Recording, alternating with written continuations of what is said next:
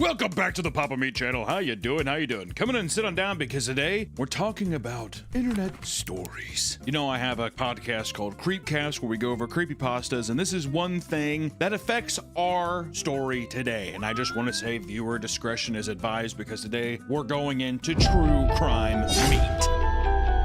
No, it's serious. It's a real case. It's fucked up. And it's messed up because the internet it's a place for silly memes and jokes and funny stories. And sometimes these stories are called creepypastas. And what are creepypastas? Well, they're like scary stories that usually edgy 12-year-olds write to kind of shock each other. That was kind of a big thing in the 2010s. And it was harmless fun. It really is. It's harmless fun. It's stupid stories. However, in the hands of one troubled child, it was the catalyst for one of the most brutal murders in recent history. Which we've done videos about something similar before with the Slender Man stabbings in 2014, where two 12-year-old girls, Morgan Geyser and Nessa Weir, brought one of their friends to the woods and stabbed her 19 times.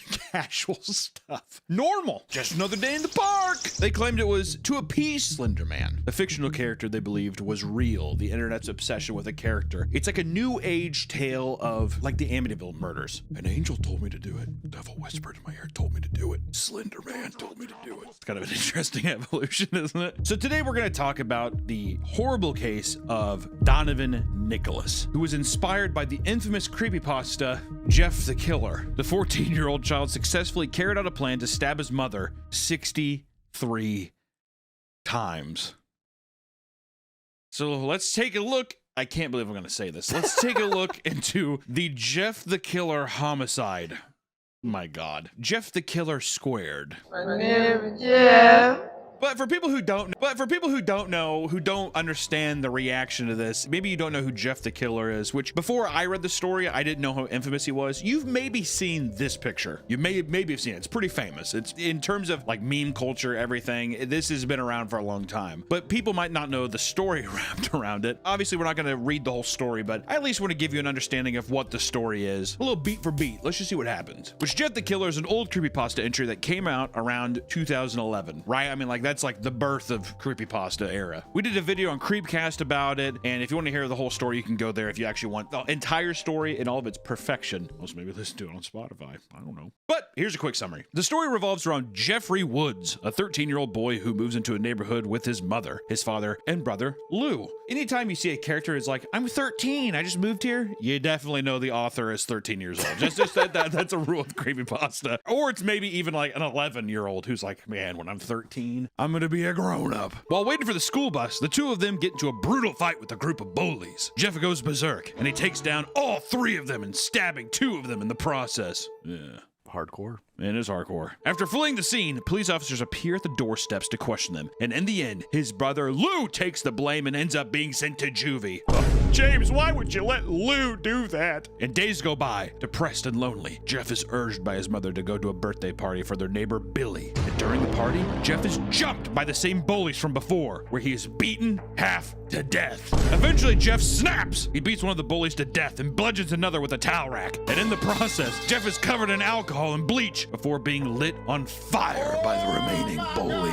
Lou is released from juvie after the bullies confess to initiating the first assault, just in time to see Jeff in the hospital as his bandages are getting removed. Once removed, it's revealed that Jeff's face is leathery and pale white, his hair is singed black, and his lips are bright red. It's at this point that Jeff snaps, laughing uncontrollably. He thought his new face was perfect. That night, his mother enters the bathroom to see Jeff carving a smile into his cheeks, claiming he wanted to keep smiling when his face got tired. He also burned out his eyelids so he could forever look at his new face. His mother wakes up their dad, telling him to get the gun. Jeff overhears this and guts them both with a kitchen knife. The story ends with Jeff entering Lou's room, holding a knife, and telling him just to go to sleep. And that's the story of Jeff the Killer. I'm paraphrasing a bit, but that's pretty much it. You get a little bit of the Joker in there, you know, very why so serious code. It's cool. It's one of those things, Jeff the Killer, it's out of date, it's cringe. At the same time, it's internet history at this point, right? I don't think we know who wrote the story. Editor, is there something like that? If so, I want to get in contact with you, seriously. If you're out there, there's some stuff I want to talk to you about, for real. And this story, this epic piece of internet culture, was enough to inspire 14-year-old Donovan Nicholas to stab his mother to death in excess. It's insane. It's insane what people gravitate towards. And here's the thing too, I want to get into this before we get too far into the video, because like I said, this is a serious matter. I'm not going to be joking about all that. This is real shit that's happening. This is a obviously mentally disturbed person. I don't want people going into this thinking that like, you know, it's like the whole thing like GTA makes people dangerous. I don't believe that. I think mentally ill people latch onto anything. If it wasn't this, it would have been something else. He could have read a comic book about He Jeff could the have Killer. read a fucking comic book about something. Exactly. So I just want to say mentally ill people will latch on and do if it wasn't this, it would have been something else. If you're mentally ill and you're reading comics, talk to a therapist. I don't know what to tell you. If you're mentally ill, stay away from creepypastas. Hey, if you're mentally ill, don't unlock the beast with creepypastas. Okay, whatever. Let's talk about Donovan Nicholas a little bit, his early life. Donovan Nicholas grew up in a farm country in Ohio. He was a quiet kid, but intelligent nonetheless. He had been dealing with loneliness and depression from a young age, encountering feelings of worthlessness, and grew older. According to one of many doctors that evaluated him, he, quote, reported feeling isolated and separated from those around him for several years. By 6th grade, these feelings had escalated to the point where he was having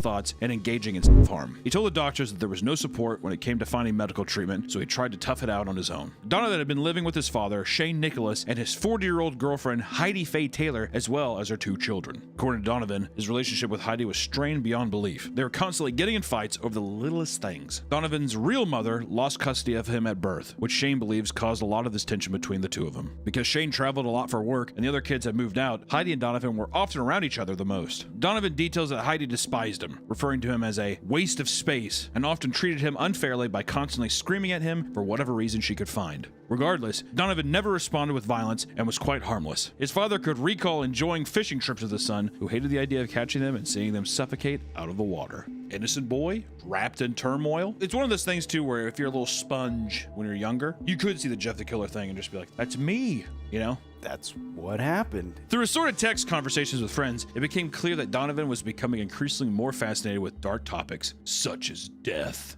I feel like that's normal for 14-year-olds. Yeah, dude. Start having those panic attacks where you're up at night and you're like, when I died, is there even anything there? Or everyone goes through that phase where you know, kill animals.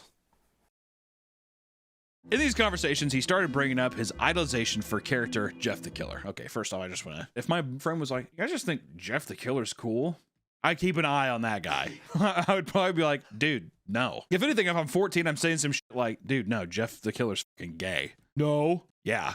It'd be one of those kind of conversations. He explained, quote, at that time I admired Jeff the Killer to like a fantasy of me wanting to be him. I idolized him because he stood up for himself and he was brave and he didn't let anyone mess with him, so to say. And when somebody did, he took action. Yeah, he saw the bullying. He's like, yeah, I need to do that. Well, yeah, exactly. He's like, fucking Heidi, barely having sex with my dad. I'm gonna fucking kill Heidi. Later, he put it more simply, saying, I never had power.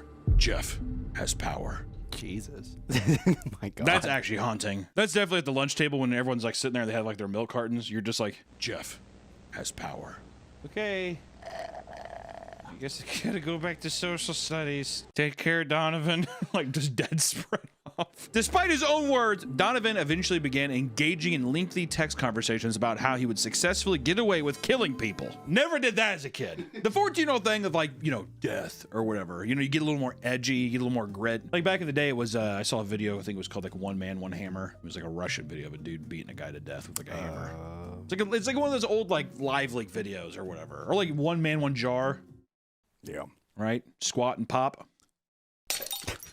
You know what I mean? You do that, but never am I like, I'm like, guys, I like seriously think I could get away with it. I don't think I've never had one friend say that. And if you did, everyone's usually like, what the fuck are you talking about, dude? And then probably throw a gay thing in there. Dude, you're being gay. I think one time, not kill someone, but in 6th grade, I told my friends, like, I really want to burn the school down. Bruh. And he just got quiet. That is a fucking weird thing to say. I think we were just venting about class. Also, your school's made of like stone. Right? Burn it fucking down. This hell institution. Ah! I was friends with this guy. He died when I was like probably like a sophomore in high school, like a freshman in high school. He was like a junior or senior, I can't remember, but we would go to his D&D groups, and he was like a real rebel. He hated the jocks, and he like would stand up on those lunch tables, and he would like kind of just make fun of them in front of everybody. Basically started dating this one hot chick, but basically found out that she died. She was like poor. They lived in the same trailer park, and everyone was blaming it on him. And then he had to go into an alternate dimension and play Master of Puppets. Did you not know I was talking about? Well, I was Eddie like, what are Munson? you talking about? You're just like behind the camera, like it's like so clearly Eddie Munson. He had D&D campaign and everything. Well, I knew. I was like, is this from a movie? What is this from? I've never seen that season. Okay, dude, don't. I have not seen the season. Whatever. Where am I at? Apparently, he was known to mimic the look of Jeff the Killer by wearing his iconic white T-shirt and black pants, as well as dyeing his hair black. That is iconic. A Hanes white T-shirt. He's what? He's doing a fucking Charlie. He's like doing a Moist? Charlie outfit. Probably just looks like a Moist Critical fan. Yeah, I love him so much. As time went on, Donovan's interest for Jeff started to take a life of its own inside of his mind. He relates it to cell division, detailing that he began growing into two people, with Jeff being his bad side and often spoke to him. Yeah, no shit. If I It isn't real. Kind of a smart little bastard, though, huh? If I ever uttered the word cell division, I'd be so stoked. I'm like, cell division right now. Looking around, I'm like, two people. And then people probably make like fat joke. I'm like, no, no. Jeff would convince him to do crazy things like destroy his own room and stab the walls. He admitted Sounds like, that. wait, this sounds like the puppet guy too. Remember? The puppet told me to do It's it. a Robert thing. Yeah, the kid with Robert just wanted a friend. He just wanted attention, which Donovan probably does too. There's probably like a yearning for positive reinforcement. He wants somebody to just fucking talk to him. You're not Heidi. You're not my real mom. He admitted that because of his admiration for the character, he loved being able to speak to him all day. Despite being directed to do bad things from time to time, he stated, and I quote, "My bad side started getting bigger and worse. I think about the options and I was often torn. But generally, I picked the good side." Generally. Donovan, when'd you pick the bad side? Is Heidi in the room? I don't want her to hear this. Which leads into the next section, the murder of Heidi Taylor. The bad side won. This is why, yeah, exactly. Well, I guess Jeff prevailed on this one. This is one of those things too, where it's just like, you gotta watch out, man. If you're fucking some dude and he's a weird son, black hair, white shirt, going around talking about cell division, and you're like, you're a fucking waste of space. I mean, it's horrible to say. I'm not trying to, it's a horrible thing that happened, but what the fuck, man? You're teasing a bowl of like a china shop. You know what I mean? It's like destruction is imminent. You gotta ask your stepchildren like who their idols are, and they say Jeff the Killer or anything creepypasta related. Okay, first off, I don't think you want to ask your if you're a stepmother or father, I think the last thing you want to do is sit down and be like, who's your idol? Because they're going to say, what? Who's your idol? Also, wouldn't she just be like, who is that?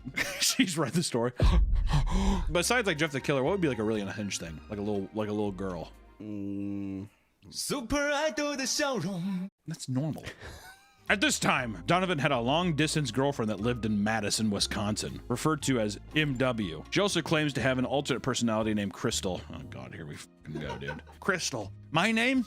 It's Ruby. I feel like nowadays you can't name any of your daughters any of the jewels or gems. It's unfortunate. Could be a nice enough girl named Diamond. Or Pearl. Pearl. Oh, it's such a gross name though, isn't it? Here's my daughter, Pearl. We found her in a clam. Heidi Taylor did not approve of this relationship between MW and her son, which apparently led to Donovan losing phone privileges on many occasions. Seems kind of weird too, Heidi, like stepping in. I'm his mom. Like, dude, you're fucking the dad. Am I wrong? Does it feel weird? I guess if she's raised him all of his life, maybe, but sounds like it was not that serious of a thing. Am I wrong? Did I read that wrong? Or did it seem like, oh, he just started dating this woman? Well, we'll see.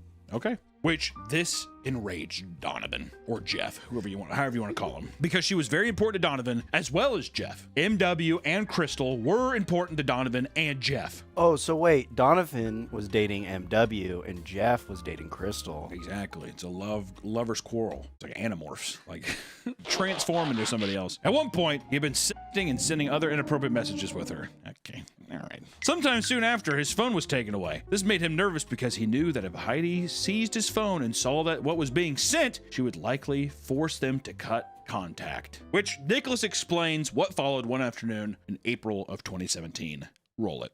Me and Jeff were very connected to MW. Like I said before recess, and I knew that if Heidi looked through my phone, she would find me texting MW. She does not approve of MW. She has taken MW away from me multiple times. I knew it was going to happen. I knew it was going to happen again. Jeff's reaction was different than mine. I was scared of losing her, but I was feeling no sense of homicidalness at all. Homicidalness, Jesus Christ. But Jeff, on the other hand, he was absolutely furious. He was a homicidal person at heart, so of course, that was the feeling that he was going to have. And with that anger came just a lot of anger. With that anger came a lot of anger? Okay. Yes, I went to a very, very deep trance because I was not able to resurface out of that trance. Keeps like saying the thing and then reiterating again. I was in a trance because I was in my trance. When I got into the trance, okay, dude, come on, Donovan, move on from the trance. When Jeff came out to say he had put on his clothes that he kept in a drawer in Nicholas's room, and then he got his knife. Then he went downstairs and he proceeded to cut his face. He wanted to kill Heidi. Are you telling me right now that Donovan actually cut his face? Yeah, there's a picture. Donovan attempted to mimic the cuts Jeff made on his cheeks before enacting his plan. First using a knife, then opting for a small needle because it was too dull and hurt too much. Oh my God. Donovan, what are you doing, buddy? He explains how he kept repeating to himself that he wasn't crazy, hoping he could fully wake from his evil side. It was all to no avail. And Donovan, who will continue to refer to himself in court as Jeff, recounts the entire murder. Jeff then proceeded to hide between the hallway entrance door, and he called out her name to see if she would come downstairs. Heidi, Heidi. Jeff, when she came to the door, he hugged her from the front. I do not have a reason why he did this. God, that's so sad. It was either sympathy for her or sympathy for me, or maybe both. He did not hug her out of anger or intent. He hugged her out of some feeling that was not anger. And then when she started talking and asking about the cuts on his face, that is when he started to attack her. That's fucked up. Mentally fucked. Hops in front of her, starts hugging her. It's almost like a plea. Get out of here, Heidi. Yeah. Or it's like remorse because he's like, I know what I'm going to do. I'm going to kill you. Yeah, he's just, which I'll get to a question here in a second, but he stabbed his mother, Heidi, over 60 times. All over her body, from her arms, her face, and her throat. Heidi began running to other rooms in the house to escape. Blood stained the floor and walls wherever she moved. She eventually collapsed in the kitchen. Donovan recounts how tired Jeff was, making time for himself to grab a drink of water. At this point, Heidi awoke and began running upstairs, trying to find a phone to call 911. Jeff ran past her, got into the master bedroom and collected the phone so she wouldn't be able to call 911. Jeff then saw Heidi Taylor collapse on the bed. And then that is when Jeff's own good side, very twisted good side, started to show. He saw her suffering and in pain. And then he still wanted to end her life, but he didn't want her to suffer no more. And then he recalled that my father kept a gun in his nightstand. He got the gun out and loaded it, and then he shot. My fucking word. Once Jeff was at the kitchen, he did not remain out for long, because when me and Jeff do a switch, it feels like running a marathon. You get tired, you get exhausted, you get drained. And then when he noticed that he stabbed himself on the leg, he was so tired and exhausted that he didn't want to deal with this predicament no more, so he let me resurface and handle the situation. And we have a picture of the kitchen here, basically just covered in blood marks and stuff. Pretty fucking brutal. Soon after, he called 911 to explain what Jeff had done in a panic. From the call, it seemed that Donovan accidentally stabbed his leg during the confrontation. 911, where's your emergency? I just killed my mother, and I need to go to the hospital. I'm sorry, this is becoming really hard to explain, but I kind of have another person inside me. Okay, are you okay? No, I stabbed myself. He told the operator that Jeff was at fault and that he did it because Heidi constantly ignored him, did drugs, and even hit him at one point. He also states, quote, I didn't want to kill her. I hate Jeff so much. He's going to make me die in prison. This is fucking sad, horrifying. This is the question I had. Do you think he really actually believed that Jeff was there? It's hard to say because whether he has some kind of personality disorder or something, I think he believed it in a sense. Like, he made up this thing where it's like, this is to explain his Sure. anger and stuff. So Yeah. to him, he's like, Jeff came out, but really, I think it might have been like, I'm angry. And He has no that's- idea how to actually process his emotions. Yeah. I think that he believes that it is a character, but at the same time, I think it's like, I hate when people use the excuse or whatever, oh, I blacked out. I don't know what happened. I just very rarely believe that, which maybe it's true, maybe there can be instances of that, but it's always just like to mask usually something horrible that somebody's done. So to me, it feels like he's trying to get to that of like, oh, I blacked out, it wasn't me, it was somebody else. But it feels like consciously I did this, but it was this alternate person that I am. Like I wanted this to happen. And now it's this thing of like this other side of him that he consciously knew what happened. And now he's like, that side of myself, I'm gonna rot in prison for what happened or something. It's very sad. Not only, I mean, like, Heidi could have been abusive, all this kind of stuff. No way a human being should be fucking over 60 times stabbed and then shot. Just so tragic. And then to have a child here just be like, constantly ignored him, did drugs, and even him at one point. It's just a buildup over time. Also shows you how receptive children are. It's just like, oh, whatever, like, he's fine. It's just sad. Also, where's the dad in all this is what I want to know. Yeah, I don't know. I don't know if he's just gone working or doing what, but the amount of friction between Heidi and Donovan is crazy, which, you could say like, oh, it's not my real mom or whatever, but I don't know. I've had tons of friends who they consider their stepmom their real mom. It's like, it doesn't have to be that way. I don't know. I did like the fact that once he realized he was hurt, Jeff ran away. I don't want to feel the pain anymore. Come back, Donovan. Yeah. There's also a comment on the 911 call, the video, which we'll have, make sure we'll have linked. I don't know how true this is. This was just a comment, which it says, this kid's locker was right next to mine in 8th grade when this happened. Never really said anything to him other than excuse me, but did notice pentagrams in his locker. He was new at our school that year and definitely the quiet kid. Still pretty crazy to this day to think that he did this when he was 14, which 100% a person lashing out for attention, wanting desperately attention. And if it is true that if he was the new kid, even harder for yourself socially. Now you're the outcast, you're trying to like fit into friend groups that have probably been together for a while. It's brutal. Well, I mean, he even said it. I like Jeff because Jeff has power. Yeah. And it's probably just like, nobody likes me. Also, him talking to himself. He's so lonely. He needs like... Yeah, he needs himself to be his friend and his only other person that he feels connected to. And, there's the sexual aspect to it. I mean, you're going through puberty and you're having all those feelings and stuff, whatever, at 14. Yeah. But even then, it's like Crystal is his only other connection, He doesn't see that he has any other friends. Or if he did have friends, he'd probably ostracize them because he was just like, hey, I idolize Jeff the Killer. Hello? I bet they both like Jeff the Killer talking about it, and then she made up her personality, and then he's like, I kind of thought the same way. Yeah. Like if she introduced the alt personality thing to him, and then he was like, I think I have that too. Exactly. You never know. Yeah. Who knows? Moving into the court and jail time arc of this story, there was a massive debate as to whether or not Donovan truly had an alternate personality. One psychologist addressed that he had many symptoms of dissociative identity disorder, but unlike most patients, he was much more aware of the actions taken by his alternate personalities. As much as he claimed to be out of control, Donovan's own testimony revealed that he indulged in fantasies about the murder and that, if he decided to do it, he would take on the role of Jeff the Killer. Well, that doesn't help your case. You do have a paper trail. Come on. This language gave the impression that the split personality was all a front to shift the blame. Furthermore, Donovan did not seem to experience the extreme childhood trauma that is often linked with DID. Dr. David Spiegel, a Stanford University psychiatry professor, became skeptical of a DID diagnosis when he found out that Donovan wore the same outfit as Jeff the Killer wore during the murder, stating, quote, when you're really experiencing it, you don't need the props. The conclusions were split. Some health professionals believed he was legally sane, while others were convinced that he was severely mentally ill. Donovan was ultimately sent to a juvenile detention center where he was visited by family often. Todd Taylor, Heidi Taylor's other son, would express his deep anger towards Donovan, asking how often he thinks about what he did, and Donovan told him, quote, I can't even sleep. Most of the time I curl up in the corner of my bed crying and screaming.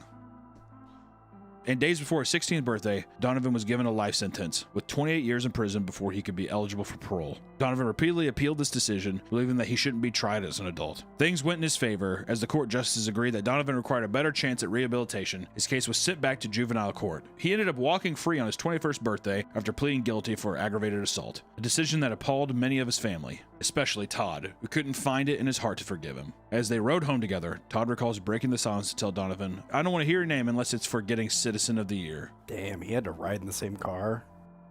I would not ride in the same car, dude. No. That was my mom, whatever. I don't give a fuck how that would be too much. Many people from Heidi's family made statements regarding the type of person she was. Someone far different than evil woman that Donovan described during the trial. Her close friends stated that if she was ever hard on the kids, it was because she knew that they were a lot of potential to accomplish great things. Heidi's two children would talk about the wonderful weekends they spent together, the hikes and the family camping trips. Donovan's image of Heidi seemed to be far from the truth, according to them. While Donovan felt that there was no effort to help him when he was self-harming and dealing with depression, investigation, Heidi's daughter, Alyssa, revealed that both parents were constantly being supportive. They would do their best to make sure he was never alone and even push him to get proper counseling. After his release in 2023, Donovan continued to receive support from his father. His siblings, however, decided they wanted nothing to do with him, no matter how well his rehabilitation progress went. Wow. It's crazy. I did not expect him to be free. He is a free man. Donovan is walking the streets as we know it.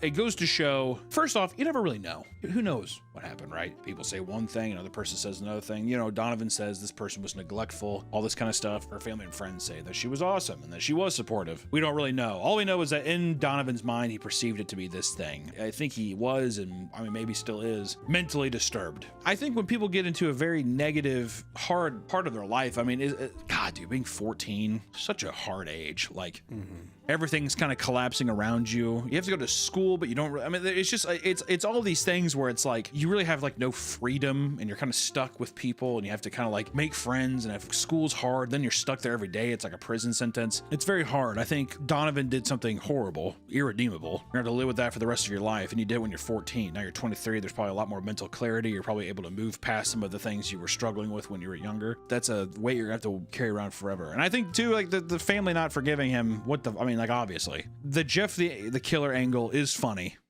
That's just no getting around that. It is funny. People will latch on to anything for a semblance of identity and like purpose, or, you know, friendships, or anything that will like fill these like little voids and stuff. And it's just insane that, I don't know, a kid did this. It's truly horrifying. You see it with the Slenderman stories. You know, this video is kind of ending on the same note, except this time, you know, the victim didn't make it, which is horrible.